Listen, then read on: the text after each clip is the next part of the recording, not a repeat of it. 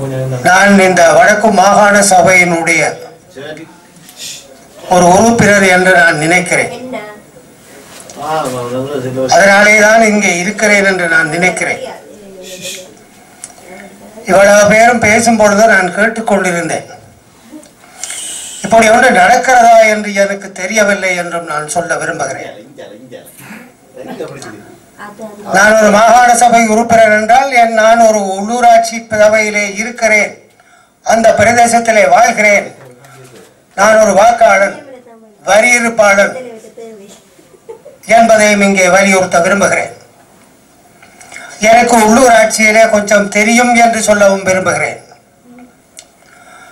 இங்கே சொன்ன சபை இல்லாத காலத்திலே அந்த சட்ட மாற்றம் ஏற்படுத்தப்பட்ட பொழுது, குறிப்பாக மாநகர சபையிலே 286A பிரிவு ஏற்படுத்தப்பட்ட பொழுது அதன் தேவை காலத்திலே ஆணையாளராக இருந்தவன் நான்.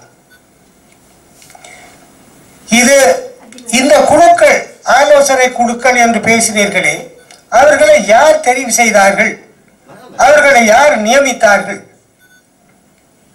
என்பது தெளிவுபடுத்தப்படவில்லை.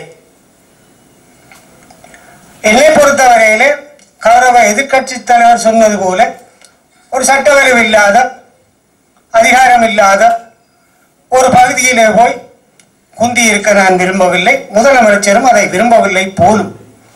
அதனாலே என்னை ஒன்றிலேயும் சேர்க்கவில்லை. மிக்க நன்றி, மிக மிக மிக்க நன்றி. ஆனால் நான் ஒரு உறுப்பினர் என்ற வகையிலும், ஒரு அரசியல்வாதி என்ற வகையிலும் என்னுடைய செயல்பாடுகளை இவை தடை செய்ய முடியாது என்பதையும், அவ்வாறு நோக்கத்தோடு நான் புறக்கணிக்கப்பட்டிருப்பேனே ஆனால் அந்த நோக்கம் நிறைவேறாது என்பதையும், இந்த குழுக்கள் முறைப்படியாக நியமிக்கப்படுமையானால் அதற்கு எங்களுடைய பங்களிப்பு, மாகாண சபையினுடைய அந்தந்த பிரதேச பங்களிப்பு நிச்சயமாக இருக்க வேண்டும் என்பதை கௌரவ முதலமைச்சர் இனியாவது கவனத்திற்கு எடுக்க வேண்டும் என்று நான் வினயமாக கேட்டுக்கொள்கின்றேன். ஆகவே இந்த விடயத்திலே முதலமைச்சருடைய தீர்மானத்துக்கு விடுவதுதான் பொருத்தமானது என்று நான் நம்புகிறேன்.